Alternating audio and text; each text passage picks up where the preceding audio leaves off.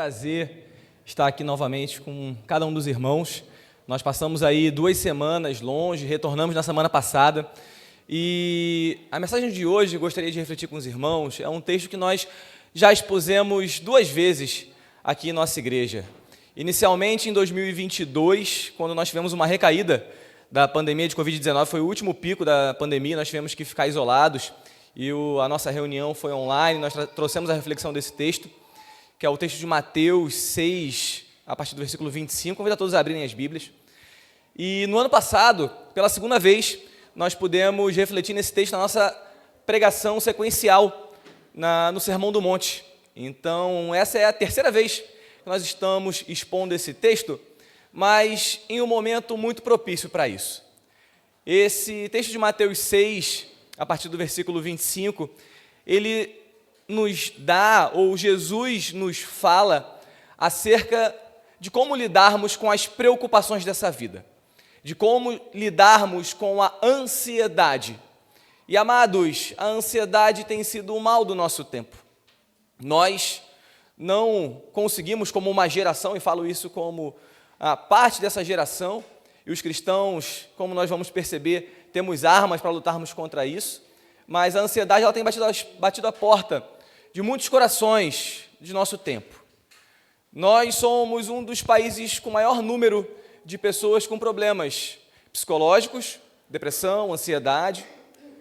E, segundo uma pesquisa, eu coloco lá no link da pregação para mostrar para os irmãos, a gente sempre coloca lá o link das pesquisas, o segundo país do mundo com maior quantidade de remédios de ansiedade. Percebam, isso é uma epidemia. Isso é um problema sério, um problema de saúde, sim, de fato, mas, sobretudo, um problema do coração, um problema da alma. E Cristo, ele nos ensina nesse texto de 2000 anos atrás, a como nós, o seu povo eleito, cidadãos do reino dos céus, salvos, que confiam num Deus Criador e Todo-Poderoso, devemos lidar com essa ansiedade. E aqui, eu já faço a consideração que eu não quero ser leviano. Eu não estou falando mal ou sugerindo que qualquer dos irmãos não deva tomar seus remédios, não é isso. Mas o que eu quero dizer é, por vezes, nós temos muita dificuldade de lidar com coisas que o próprio Cristo nos ensina a lidarmos de uma forma bíblica, de uma forma cristã, de uma forma ou com ferramentas das quais Ele nos muniu quando Ele morreu na cruz e depositou em nós o selo da salvação, com o trabalho e agir do seu Espírito Santo. Então, amados, convido a todos a leitura desse texto de Mateus 6. Nós faremos a leitura do versículo 25 até o versículo 34. Só aqui que o pregador não marcou o texto, né? Vou ter que achar na hora, faz parte. Mateus 6, a partir do versículo 25. Diz assim a palavra do Senhor: Por isso, digo a vocês, não se preocupem com a sua vida, quanto ao que irão comer ou beber, nem com o corpo, quanto ao que irão vestir. Não é a vida mais do que o alimento, não é o corpo mais do que as roupas? Observem as aves do céu, que não semeiam, não colhem, nem ajuntam em celeiros. No entanto, o Pai de vocês, que está no céu, as sustenta. Será que vocês não valem muito mais do que as aves?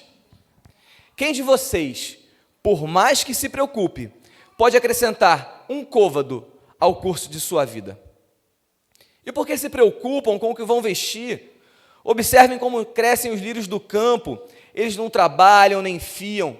Eu, porém, afirmo a vocês que nem Salomão, em toda a sua glória, se vestiu como qualquer um deles.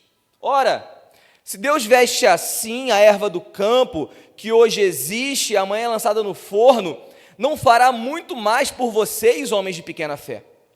Portanto, não se preocupem dizendo o que comeremos, ou o que beberemos, ou com o que nos vestiremos.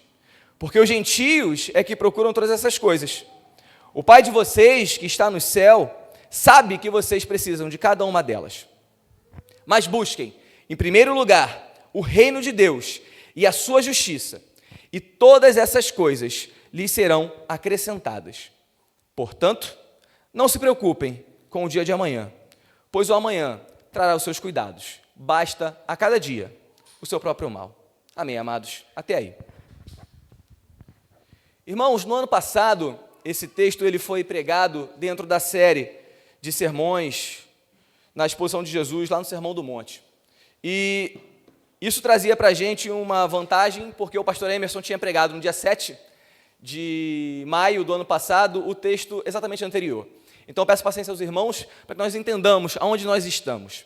Jesus se assenta numa campina, logo no início do seu ministério, e começa a pregar o seu primeiro grande discurso do livro de Mateus. Ele começa aquele sermão que nós conhecemos hoje como o Sermão do Monte, em que ele fala sobre as bem-aventuranças, de sermos sal, de sermos luz, em que ele nos explica como nós devemos viver, sendo cada um de nós um cidadão do reino dos céus aqui nessa terra. Jesus exemplifica, ele coloca figuras, ele pinta um quadro de como o povo de Deus deveria viver nessa terra. E aí, quando ele chega no meio do capítulo 6, nos versículos que antecedem, nos versículos 22, na verdade 19, 20, 21, 22, 23 e 24, ele fala, ou ele nos ensina, de que nós não devemos nos apegar às coisas dessa terra, que nós não devemos buscar as coisas dessa terra, mas devemos buscar, sobretudo, aquilo que diz respeito ao reino dos céus. E ele faz uma comparação e usa uma fala que é muito conhecida de todos nós, de que nós não podemos, ou um ser humano, uma alma, não pode ser serva de dois senhores. Ou nós somos servos de Deus e do seu reino, ou nós somos servos da riqueza e de tudo que nos prende nesse mundo. Ele divide a humanidade em duas categorias: aqueles que servem o reino de Deus e aqueles que amam o reino de Deus, aqueles que buscam o reino de Deus e aqueles que amam, que buscam, que se preocupam com as coisas desse mundo. Então percebam, quando nós lemos no versículo 25, e a primeira frase, ou as duas primeiras palavras, a conjunção que une o verso 25 com todo o resto é por isso. Então, percebam, eu trago esse panorama não pela beleza do texto, ou não pela construção que Jesus fez, por mais que seja digno de nota. A grande questão é, existe um pressuposto aqui. Todas essas recomendações acerca de nós não andarmos ansiosos pressupõem que nós somos servos do reino de Deus e não servos desse mundo. Pressupõe que nós amamos a Deus e que nós depositamos nele todas as nossas esperanças. Então, amados, o primeiro remédio para a ansiedade do nosso tempo é confie em Deus. Agora, mesmo confiando em Deus, mesmo entregando as nossas vidas a Deus, mesmo depositando aos pés do Salvador a nossa vida, pode acontecer os nossos corações serem tomados da ansiedade, tomados de preocupações. Nós podemos ser tentados a tirarmos os nossos olhos de Deus e colocarmos os nossos olhos nessa terra. E nesse momento a ansiedade bate a porta. Então percebam, Jesus ele coloca faz três perguntas retóricas, versos 25, 26 e 27, e utiliza três argumentos para nos explicar o porquê que nós não devemos andar ansiosos. Vejam comigo, amados, a partir do versículo 25, Jesus diz assim: por isso, digo a vocês, não se preocupem com a sua vida, quanto ao que irão comer ou beber, nem com o corpo, quanto ao que irão vestir. Primeira pergunta de Jesus: não é a vida mais do que o alimento? E não é o corpo mais do que as roupas? Jesus aqui, ele utiliza um argumento do maior para o menor. Jesus faz o seguinte: olha, se Deus, o Deus que você professa como seu Senhor, como seu Salvador, como seu libertador, se esse Deus te deu a vida, será que ele não vai te dar também um alimento? Se o Deus que te deu o corpo, será que esse Deus não é poderoso para te dar aquilo que você veste? Percebam o que Jesus faz aqui. Olha, Deus é todo poderoso. Vocês acham mesmo que ele não tem poder para dar aquilo que você precisa? A primeira pergunta de Jesus nos leva a refletir de que ele conhece as nossas necessidades, de que ele sabe daquilo que nós precisamos. nos leva a refletir que o nosso Pai, Ele é todo-poderoso. E nós perdemos de vista, amados, muitas vezes, a soberania de Deus. Nós perdemos de vista de que esse Deus, Ele é todo-poderoso. E nesse momento em que nós vemos uma catástrofe assolar o nosso estado, em que nós passamos por dificuldades, em que muitos irmãos aqui ainda passam por situações difíceis, nesse momento, nós somos tentados a perguntar o que vai acontecer. Como será o futuro? Como vai ser a minha vida a partir daqui? Como eu conseguirei lidar com as repercussões disso? Como a minha família conseguirá lidar com as repercussões disso? Como os meus vizinhos conseguirão lidar? Como a minha cidade, como o meu estado conseguirá lidar com isso? Mas nessa primeira pergunta, Jesus nos leva a pensar, ou pensarmos, de que Deus é todo-poderoso, de que nada foge do seu controle. Nem as maiores bonanças, nem as maiores tempestades fogem do controle de Deus. Então, nessa primeira pergunta, Cristo nos faz pensar sobre a soberania de Deus e de como Ele é todo-poderoso. Mas ele continua no verso 26, acompanhem comigo. Jesus diz: observem as aves do céu, que não semeiam, não colhem, nem ajuntam em celeiros. No entanto, o Pai de vocês, que está no céu, as sustenta. Segunda pergunta de Jesus: será que vocês não valem muito mais do que as aves? E agora aqui Jesus mais uma vez nos convida a olhar para a criação. Ele diz: olha para tudo que é criado. Do maior sistema solar ao menor formigueiro, o Pai está no controle disso. Tudo que existe está sob o controle do Pai e Ele sustenta de forma bondosa, de forma amorosa. A segunda pergunta de Jesus nos leva a reconhecermos de que Deus é bom, de que Deus é misericordioso, de que Ele cuida de cada parte da sua criação. E por que Ele não cuidaria de nós? Por que Ele não cuidaria daqueles que foram criados à sua imagem e semelhança?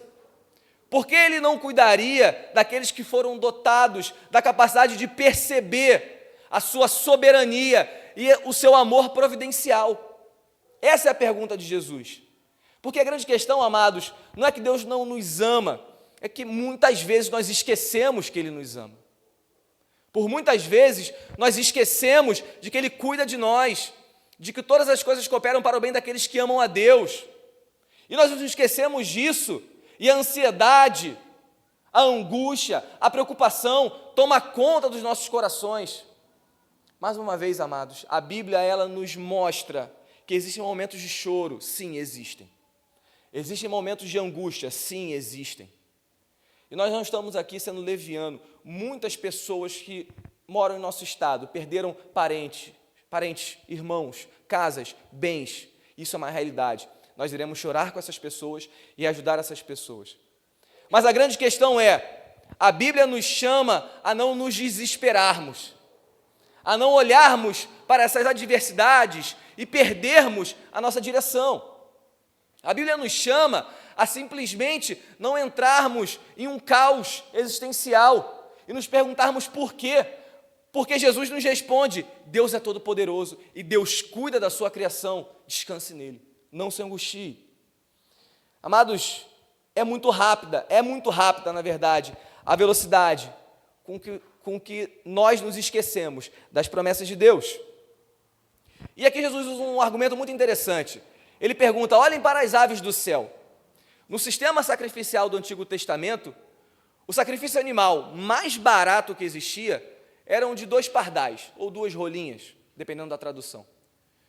Quando um filho primogênito nascia, um casal oferecia um cordeiro como sacrifício para aquele filho primogênito, como forma de agradecer a Deus, como forma de resgatar aquele primeiro filho, fazendo uma lembrança lá do Êxodo no Antigo Testamento. Mas, se o casal era pobre, eles ofereciam 2 pardais. Foi o caso de Maria e José, quando ofereceram 2 pardais para apresentar Jesus no templo. Então percebam, Jesus pega aqueles animais de menor valor no sistema sacrificial do Antigo Testamento e fala: se Deus cuida daquilo que é pequeno, por que Ele não cuidaria de vocês? E esse argumento, amados, não eleva o homem acima do que ele é, não. Ele só demonstra o amor de Deus. ele só demonstra o cuidado de Deus, ele só demonstra o zelo de Deus para com a sua criação e para com suas criaturas e principalmente para com os seus filhos. Deus nos chama, ou Jesus nos convida a não nos angustiarmos, tendo em vista que Deus cuida de cada um de nós. Jesus prossegue no terceiro argumento, e esse, amados, ele é bem direto. No versículo 27, Jesus faz uma pergunta direta: quem de vocês, por mais que se preocupe, pode acrescentar um côvado ao curso de sua vida? Côvado, amados, era uma unidade de medida, era um sistema métrico que existia na antiguidade e que equivalia em algumas regiões a 40 centímetros e em outras regiões a 60 centímetros, varia ali, então considerem na casa de 50 centímetros, mais ou menos. A pergunta de Jesus é: vocês desconsideram a soberania de Deus, vocês desconsideram o cuidado de Deus, vocês andam ansiosos e angustiados, mas qual é o resultado disso? Vocês conseguem adicionar um dia a mais na vida de vocês? A angústia e a preocupação que vocês carregam em seus corações tem resultados práticos em promover uma vida mais longa ou uma vida melhor? E a pergunta implícita é: ou isso está completamente subordinado aos planos de Deus? Esse é o ponto, amados. As nossas preocupações nos levam a perdermos de vista aquilo que nós mesmos professamos. Nós professamos que cremos num Deus todo-poderoso. Nós confessamos que cremos num Deus onisciente. Nós confessamos que cremos num Deus onipresente. Mas nós vivemos como se esse Deus não existisse e nos desesperamos. Se eu confio em um Deus todo-poderoso, por que eu estou preocupado com o dia de amanhã? Por que eu estou angustiado e ansioso com aquilo que vai acontecer? Esse Deus há de suprir. Esse Deus há de guardar, apesar das nossas falhas, apesar dos nossos erros, apesar das nossas dificuldades, porque Ele é bom. E aqui, amados, uma consideração importante é que a Bíblia em nenhum momento ela nos traz a figura de que Deus irá fazer todas as nossas vontades. A Bíblia traz a figura de que Deus é bom e que tudo o que acontece coopera para o bem daqueles que o amam, inclusive as maiores adversidades. E esse é um ponto que escapa à pregação do nosso tempo, de que mesmo através das dificuldades, Deus é bom. Mesmo através dos sofrimentos, Deus trabalha em nós. E aqui, irmãos, eu não estou gourmetizando o sofrimento. Eu não estou falando que sofrer é bom. No G6, nós sempre discutíamos isso, de que quando você está no meio do olho do furacão, é muito difícil você crer ou você enxergar o propósito de Deus. Mas existe uma diferença muito grande entre não entender o propósito de Deus e Deus não ter um propósito. Deus tem o controle de todas as coisas e, por vezes, nós não sabemos. E o nosso papel, nesse momento, é descansar, é não nos angustiar, é nós nos lembrarmos das promessas bíblicas de quem Deus é e termos paz, uma paz que excede todo o entendimento. E, amados, essa pergunta ela é bem direta, porque Jesus nos leva a refletir que, muitas vezes, a raiz da nossa ansiedade, a raiz da nossa angústia é que nós queremos fazer aquilo que só Deus pode fazer. Nós queremos prever aquilo que só Deus pode prever. Nós queremos controlar aquilo que só Deus pode controlar. Amados, a pergunta de Jesus retumba em nossos corações. Apesar das suas preocupações, o que ela vai lhe acrescentar? Um dia de vida? Um minuto? Um segundo? A resposta é não. Só Deus tem esse controle. E aqui, irmãos, também cabe a ressalva, assim como Paulo fez. Não é uma ode à irresponsabilidade, não é uma ode à preguiça. A Bíblia em nenhum momento nos leva a sermos preguiçosos ou irresponsáveis. O ponto não é esse.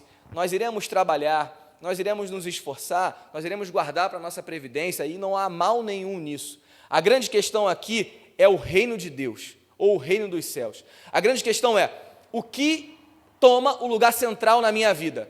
São as preocupações terrenas ou é o reino de Deus? Com isso, não estamos dizendo que todos nós seremos enviados para o campo missionário e lá ficaremos a vida toda. Talvez de todos nós de nossa igreja, somente o pastor Emerson nesse momento tem um chamado de tempo integral e viver completamente. Mas a nossa sociedade precisa de bons militares, de bons médicos, de bons professores, de bons artistas, de bons músicos que louvem a Deus em cada uma de suas atividades e que dependam somente dele em tudo que fazem e que não andam angustiados e que confiam em Deus e têm paz. E, além de pregar, vivem o evangelho onde passam. Amados, nós somos chamados para isso. Esse é o nosso chamado enquanto cristãos, sermos sal, sermos luz aonde nós estivermos. E, amados, há uma consideração importante a ser feita aqui. As crises de ansiedade, as preocupações com o futuro, a vontade de controlar o nosso destino, muitas vezes não são o problema em si. Eles aparecem como um sintoma de uma doença muito maior, que é nós tirarmos Deus do local onde só Ele pode estar e nós nos colocamos lá. Qual é a sua capacidade de prever o futuro? Qual é a sua capacidade de prever a grande chuva que vai chegar daqui a 1, 2, 3, 60 anos no nosso estado? Qual é a sua capacidade de prever uma doença? Nenhuma, amados. Eu também não tenho essa capacidade. Só Deus tem. Esse é o ponto. Nós queremos fazer aquilo que só Deus faz. Nós queremos ter o poder que só Deus tem. Ou seja, nós tiramos Deus do lugar onde só Ele deveria estar e nós esperamos que pela nossa própria força nós consigamos atingir essas expectativas. E a preocupação aparece como um sintoma de um problema muito maior, que, pasmem, é a idolatria. Nós pensamos em idolatria como adoração de imagens, como adoração de ídolos. Mas, amados, quando nós nos adoramos, quando aquilo que há de mais importante em nossa existência somos nós mesmos, nós estamos nos adorando. Nós estamos nos colocando no lugar que somente Deus pode estar. Nós não temos esse poder. Nós somos chamados a descansar. E grande parte de nossas angústias tem como fonte o nosso desejo de controlar aquilo que só Deus pode controlar. Mas graças a Ele, que nós temos um remédio para isso. Eu convido a todos a abrirem as Bíblias em um texto conhecido, Filipenses, capítulo 4, versículo 6.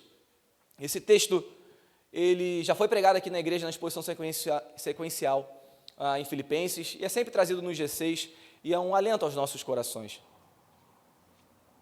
O apóstolo Paulo, em sua carta, àquela igreja que ele amava tanto, aquela carta que é repleta de alegria, ele fala aos filipenses sobre como lidar com essa angústia, sobre como lidar com essa preocupação, porque, diferentemente de nós, a preocupação dos filipenses, a angústia deles, é se eles poderiam ser mortos, se eles poderiam ser enviados para outro país, deportados, todos os seus bens seriam confiscados, porque isso já estava acontecendo em outras províncias romanas.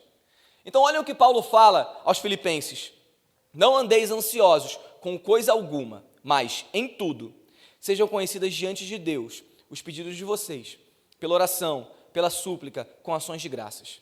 E a paz de Deus, que excede todo entendimento, guardará o coração e a mente de vocês em Cristo Jesus. Amados, a atitude de um servo do reino de Deus não é controlar, gerir, determinar. A ação de um servo do reino de Deus é suplicar, pedir, orar, esperar e confiar no seu Deus, no seu rei. Amados, Paulo escreve a carta aos Filipenses e deixa claro que o nosso papel é depositar aos pés do Senhor tudo aquilo que atormenta os nossos corações. E como eu disse no início, não irá aparecer magicamente a cura, não irá aparecer magicamente o recurso, não irá aparecer magicamente aquilo que nós pedimos na maioria das vezes. E não há nada de errado em pedirmos a Deus saúde, pedirmos a Deus recursos financeiros, bênçãos materiais, nada de errado. A grande questão é, nós esperamos em Deus para essa existência ou para toda a eternidade? Isso é uma pergunta importante para fazermos aos nossos corações. Percebam o que Paulo promete, inspirado pelo Espírito Santo aos Filipenses: depositem nos pés do Senhor toda essa angústia, e Ele vos encherá de uma paz que excede todo entendimento. Amados, quantos já viram cristãos verdadeiros, passando pelo maior tormento de suas vidas, mas eles continuavam firmes no Senhor. Isso é um dom. Isso não é uma capacidade em que você é emocionalmente evoluído, em que um coach te ensina 3 formas de ser mais experiente, você aguenta qualquer barra. Amados, isso é um dom do Espírito. A paz é um fruto que nasce em nossos corações, quando nós confiamos em Deus e quando nós depositamos aos pés dele tudo aquilo que nos angustia, tudo aquilo que tira o nosso sono, tudo aquilo que nos deixa cansados, pesarosos. Esse é o presente de Deus para cada um de nós. E que presente maravilhoso, amados, para passarmos por essa existência. Paz. O mundo não tem paz.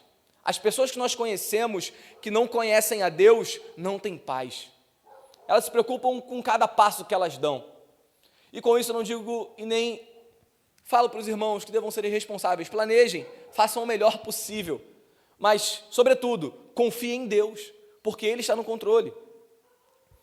E é difícil confiar em Deus. Como é difícil depender de Deus. A nossa geração tem um problema grande com essa ideia de dependência, de confiança. Existe uma música do Ministério Zoe que eu gosto muito e que é quase uma poesia. E a cantora no refrão ela diz: porque na verdade eu descobri que tudo que eu preciso está em Ti, mas meu coração é teimoso demais para admitir. Sei que depender é como viver perigosamente, mas eu preciso confiar no que você me diz. Percebam, talvez para Paulo falar que depender é viver perigosamente não fosse uma verdade, mas para a nossa geração é. Isso é uma verdade para cada um de nós. Nós temos um problema sério com dependência. Nós já tratamos sobre isso aqui algumas vezes. Agora que, se Deus quiser, menos de um mês, serei pai de menina, eu lembro de uma frase que eu escutei muitas vezes de muitos pais para suas filhas, muitas filhas repetindo essa frase, e eu me pergunto se ela é biblicamente fundada. Muitos pais dizem para suas filhas: trabalhem, estudem, se esforcem para que vocês não dependam do seu marido. Percebam o pressuposto dessa frase: depender é ruim. Nós temos um problema com dependência em todas as nossas relações. Nós não conseguimos depender do nosso cônjuge, nós não conseguimos depender dos nossos pais, nós não conseguimos depender dos nossos filhos, nós não conseguimos depender de ninguém. E isso automaticamente é refletido na nossa relação com Deus. Nós não conseguimos depender de Deus. Nós achamos que dependência é um conceito mais baixo, é um conceito que nos diminui, que nos denigre. Agora, pensem comigo, por que nós não ensinamos os nossos filhos a serem homens segundo o coração de Deus? Por que nós não ensinamos os nossos filhos a casarem com mulheres que sejam tementes a Deus, dentro da aliança? Por que nós não ensinamos as nossas filhas a casarem com homens que cuidem delas, assim como Cristo cuida da igreja? Por que nós não ensinamos aos nossos filhos a casarem com mulheres que submetam seus maridos, assim como a igreja submete a Cristo? Por que nós não ensinamos aos nossos filhos que eles devem amar as suas mulheres e servirem a elas e viverem a vida comum do lar, como Pedro escreve? Por que nós não ensinamos aos nossos filhos que o maior é aquele que serve? Mas não, nós ensinamos que depender é ruim. E a Bíblia está cheia de conselhos dos pais para os filhos. E nós tomamos conceitos do mundo e incluímos na nossa educação diária aos nossos filhos. Amados, percebam, depender não é ruim. Nós temos a distorção que o pecado causa na nossa sociedade e tentamos dar o nosso remédio para isso. Mas o remédio bíblico é: ensinem a palavra de Deus para essas crianças, ensinem elas a viverem como cidadãos do reino dos céus, ensinem esses homens a serem verdadeiros servos, ensinem essas mulheres a serem verdadeiras ajudadoras e que elas honrem a Deus através do seu serviço ao lar, ao seu marido, aos seus filhos e, se necessário também, trabalhando. E não há nenhum problema nisso. Mas nós temos o hábito de distorcer e de tomar conceitos do mundo e incluir na nossa vida diária. Amados, Deus nos ensina que nós precisamos depender dEle, confiar nele. E sempre existe um momento em que cada um de nós não vai conseguir enxergar à frente. Essa semana nós percebemos isso aqui em Rio Grande. De sexta para sábado, se alguém saiu na rua, percebeu que não era possível enxergar 1 metro à frente. Amados, nesse momento de nossas vidas, Deus nos convida: não se desespere, dependa de mim, confie em mim, deposite em mim. Você não vai saber o que vai acontecer, mas tenha paz. Descanse em mim. Esse é o convite de Deus para cada um de nós. Nós temos um problema, amados, muito grande com o conceito de dependência. Nós temos um problema muito grande com o conceito de confiança, quando nós deveríamos confiar em Deus cegamente. E Jesus, reforçando os argumentos de Jesus, ele diz que Deus é soberano, que Deus conhece as nossas necessidades, que Ele sustenta a sua criação e que Ele sabe que a nossa preocupação não vai adicionar um dia de vida à nossa existência, porque só Deus tem o controle disso. Amados, como Paulo escreve, a resposta bíblica à ansiedade e à inquietação é nós depositarmos diante de Deus tudo aquilo que nos atormenta. E a Bíblia nos mostra em inúmeros versículos que Deus é soberano. Acompanhe comigo, Provérbios 16, versículo 9. O coração do homem considera o seu caminho, mas o Senhor lhe dirige os passos. Salmo 127, 1, nós expusemos esse texto aqui na igreja há alguns meses atrás. Se o Senhor não edificar a casa, em vão trabalham os que edificam. Amados, Deus está no controle. Deus controla todas as coisas, sustenta todas as coisas. Tudo foi criado por Ele, para Ele e por meio dEle. Jesus é o alvo, o seu reino é o alvo. E nós perdemos isso de vista e colocamos essa existência como alvo. Jesus continua o seu argumento. Ele faz essas três perguntas retóricas nos versículos 25, 26 e 27, e a partir daí, ele coloca mais três argumentos, totalizando 6, para que nós possamos entender que a ansiedade não nos levará a lugar nenhum. Leiam comigo, amados, a partir do versículo 28. E porque se preocupam com o que vão vestir, observem como crescem os lírios do campo, eles não trabalham nem fiam. Eu, porém, afirmo a vocês que nem Salomão, em toda a sua glória, se vestiu como qualquer deles. Ora, se Deus veste assim a erva do campo, que hoje existe e amanhã é lançada no forno, não fará muito mais por vocês, homens de pequena fé? Ele faz exatamente, ou ele linka exatamente o mesmo argumento dos pássaros. Se Deus alimenta os pássaros, Ele também vai alimentar vocês. Se Deus veste os lírios, Ele também vai vestir vocês. E aqui nós estamos falando das necessidades mais básicas do ser humano: comida, bebida e vestimenta. Mas Jesus, ele faz uma colocação no final do verso 30 que chama a atenção. Talvez aquela multidão de 2.000, 3.000 pessoas assentadas ouvindo a pregação de Jesus. E ele fala: por que vocês estão ansiosos, homens de pequena fé? Amados, aqui nós temos um diagnóstico preciso, pelo qual nós andamos ansiosos. Nós não confiamos nessas promessas que Deus nos faz. Se nós confiássemos que Deus é soberano, se nós confiássemos que Ele cuida da sua criação, se nós confiássemos e tivéssemos fé verdadeira, de que Ele é bom, e nós não nos esquecêssemos disso, nós não estaríamos angustiados. Esse é o ponto. Por vezes, amados, o dom da fé em nossos corações é minguado pelas adversidades da vida. Nós deixamos de ler a Bíblia, deixamos de orar, deixamos de estar com aqueles que nós amamos, deixamos de fazer aquilo que nos torna saudáveis e somos tomados de um medo paralisante. Somos tomados de uma angústia e uma expectativa por aquilo que ainda vai acontecer. E Deus nos chama e nos convida: por que você está ansioso? Ele nos pergunta: por que você anda ansioso? E Ele faz o diagnóstico: vocês andam ansiosos porque vocês não têm fé, porque a fé de vocês é pequena. E, amados, a fé é um dom. Nós devemos buscar essa fé em Deus. O autor de Hebreus, no seu capítulo 11, quando ele fala sobre os heróis da fé, ele começa aquela sessão, ele começa definindo o que é fé. Leiam comigo, Hebreus 11, versículo 1. Acompanhem na projeção. A fé é a certeza das coisas que se esperam, a convicção dos fatos que não se veem. E depois ele complementa que sem fé é impossível agradar a Deus. Amados, se nós não confiamos em Deus, nós iremos andar angustiados. Se nós não depositamos em Deus tudo aquilo que nos atormenta, se nós não colocamos aos pés dele e pedimos para que Ele enche o nosso coração de fé e de paz, nós seremos tomados pela angústia. No versículo 31, Jesus vai mais além. Imaginem, aqueles judeus, talvez a maioria daqueles homens eram judeus, homens e mulheres e crianças, e Ele primeiro fala para eles, a fé de vocês é pequena. E talvez aquilo fosse um primeiro baque para aqueles judeus. Mas Ele vai mais longe, e Ele fala, esse comportamento que vocês têm é um comportamento de alguém que não está na aliança. Leiam comigo.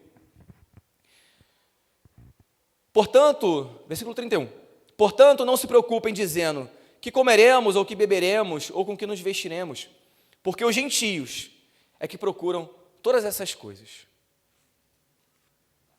Amados, quem eram os gentios? Nós temos no Antigo Testamento 3 categorias de pessoas: os judeus, os prosélitos e os gentios. Os judeus, nós conhecemos, aqueles que faziam parte da aliança de Deus no Sinai. Os prosélitos eram todos aqueles que eram de povos ao redor, mas que se convertiam ao Deus Santo. Existiam muitas pessoas assim. Raabe, por exemplo, Ruth, nós temos alguns exemplos de pessoas que eram piedosas, que amavam a Deus, mas que não haviam nascido dentro do povo da aliança. Então elas eram enxertadas no povo da aliança. Os homens passavam pela circuncisão, as mulheres pela purificação, e eles se tornavam os prosélitos. E o Antigo Testamento tem todo um regramento especial para cada etnia de como eles entrariam dentro do povo da aliança. Agora, existia uma categoria de pessoas que eram os gentios. Eles eram completamente proibidos de entrarem no templo. Eles não faziam parte do povo da aliança. Os romanos eram gentios, eles adoravam outros deuses, os filisteus, os amalequitas. E aí Jesus olha para aqueles cidadãos do reino dos céus que ele está pregando e fala, vocês estão se comportando como pessoas que não professam fé em Deus. Se vocês andam angustiados, pensando somente e em primeiro lugar naquilo que diz respeito a esse mundo, se você, ou que toma a sua preocupação, é somente as coisas dessa terra, você está se comportando exatamente igual a alguém que não professa a fé no Deus Salvador, no Deus Todo-Poderoso, como um gentio, porque são eles que se preocupam com isso. E amados, como o nosso mundo cabe nessa descrição? Quantos colegas de trabalho eu tenho que se você perguntar para ele qual o seu maior sonho, a resposta dele é ser rico. Qual o seu maior sonho? A minha independência financeira. Qual o seu maior sonho?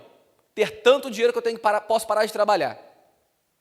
E amados, os olhos, os corações, a mente, a existência dessas pessoas estão completamente voltadas para este mundo, para essa existência. E eles desconsideram totalmente a Deus.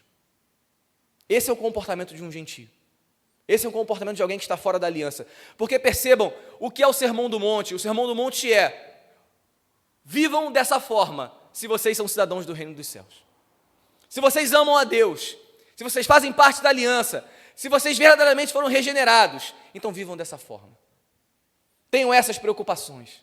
Valorizem aquilo que Deus valoriza. Busquem aquilo que Deus diz que vocês devem buscar. Aí a pergunta vem, Tardelli, mas se eu não devo buscar as coisas dessa terra, o que eu vou buscar? Versículo 33, amados. Leiam comigo esse versículo tão conhecido. Mas busquem, em primeiro lugar, o reino de Deus e a sua justiça, e todas essas coisas lhe serão acrescentadas. Amados, aqui cabe a pergunta: o que nós mais buscamos em nossas vidas? Sabemos que temos aqui fases diferentes, alguns são avós, alguns são pais de uma criança, duas, a vida é corrida, eu sei que nós temos nossos percalços, mas a pergunta ainda é válida. O que é aquilo que nós mais buscamos? Buscamos férias confortáveis, uma boa aposentadoria, uma saúde de ferro, um corpo escultural, um carro importado, uma casa grande. O que nós mais buscamos? Será que é tudo isso? Ou será que é o reino dos céus? E aí, cabe a pontuação de que nada disso nos exclui de sermos cidadãos do reino dos céus. Mas a pergunta aqui não é aquilo que você gosta, não é aquilo que te faz feliz, ou que te agrada. A pergunta é: o que é a sua prioridade? O que vem em primeiro lugar na sua vida? São as coisas desse mundo ou é o reino dos céus? São as coisas desse mundo ou é a verdade revelada de Deus através da Escritura? Busquem em primeiro lugar o reino de Deus e todas essas coisas lhe serão acrescentadas. Isso é uma promessa de que quando eu buscar o reino de Deus, a minha conta vai transbordar com 8 dígitos? Não. Isso é uma promessa de que quando eu busco em primeiro lugar o reino de Deus, o meu coração está tão cheio de fé, tão cheio de paz, que eu posso passar por qualquer adversidade, que o meu Deus será louvado com a minha vida.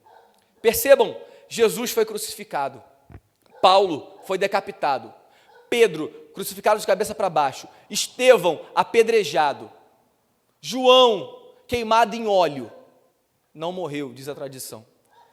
Percebam, mesmo através de todas essas adversidades, todos esses homens cumpriram o seu papel. Paulo escreve, preso numa masmorra, cego, com frio, abandonado, pronto para ser decapitado. Ele diz: eu corri e eu cheguei ao final da minha carreira. A minha coroa está reservada. Os olhos de Paulo, os olhos cegos de Paulo, não estavam olhando para essa terra, estavam olhando para o reino dos céus. Então ele tinha paz, então ele tinha alegria, então ele tinha tranquilidade de saber de que Deus estava cuidando dele, mesmo na pior masmorra romana. Amados, isso é um dom. Passar por adversidades e não perder a mente, não perder a paz, é um dom. Isso é misericórdia de Deus. E a maioria de nós, se não todos, não passaremos por sofrimentos que vão equivaler a 1/10 daquilo que Paulo passou. Nós não seremos chicoteados como Paulo foi. Nós não iremos naufragar pregando o evangelho como Paulo naufragou. Nós não iremos ser presos a um tronco de árvore depois de ter sido chicoteado, como Paulo passou. Nós não seremos apedrejados como Paulo foi.